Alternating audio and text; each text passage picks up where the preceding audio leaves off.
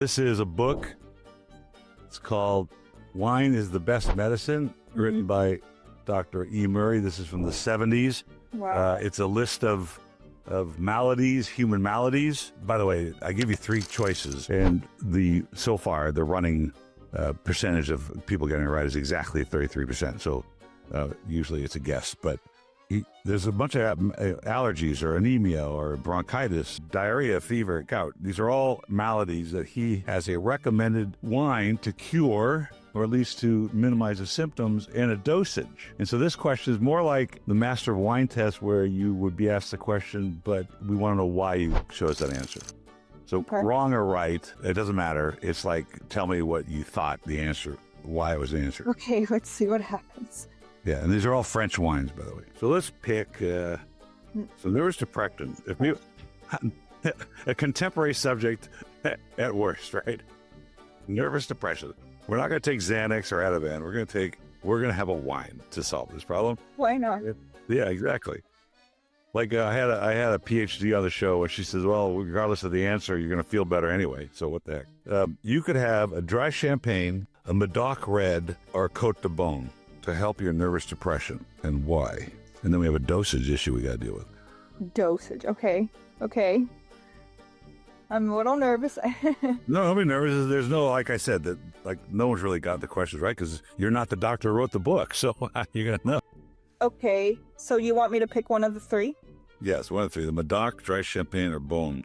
Okay. I'm trying to figure out, does the Medoc or the Beaune have the highest resveratrol content?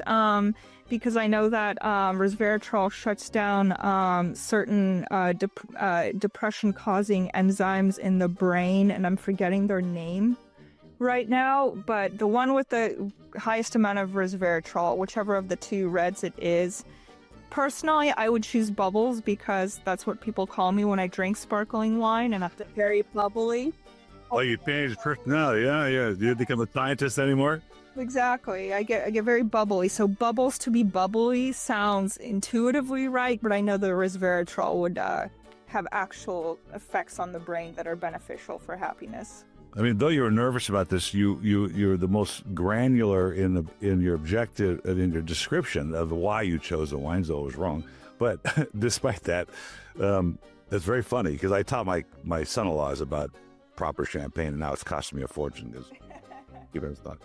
But the answer was the Medoc, and I suppose from the resveratrol point of view, it would have more because of the skin content and the color of it. But and the reason here, according to Dr. Murray, is the glycerin contains intestine with the phosphates of the fermented grape juice to form glycerol phosphates of natural lime, which have tonic virtues and which do not interfere with the functional integrity of the nervous system. Whatever. Now, I need this book. Oh, this is great. It's called, I've got, this is my father's, but I did find it online. And then there's also videos of the guy online, Dr. Murray. I really need, I'd like this in my collection. This is very interesting. It is on eBay. I found it on eBay, but the one I bought on eBay was in French, but I can read French. It's okay.